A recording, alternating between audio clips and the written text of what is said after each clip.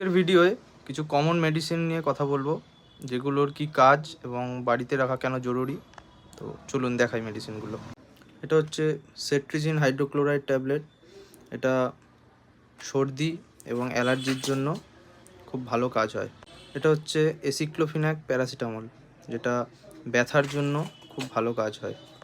এটা হচ্ছে স্যারিডন, যেটা মাথা ব্যথার জন্য বা হেডেকের জন্য খুব ভালো কাজ হয়। এটা হলো ডিক্লোফিনাক সোডিয়াম প্যারাসিটামল।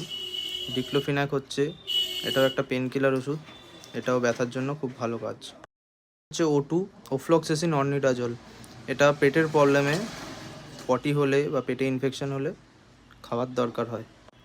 এটা হচ্ছে প্যারাসিটামল, জ্বরের জন্য খুব ভালো কাজ হয়। এটা হচ্ছে সাইক্লোপাম ট্যাবলেট, যেটা পেটে ব্যথার জন্য খুব ভালো কাজ হয়।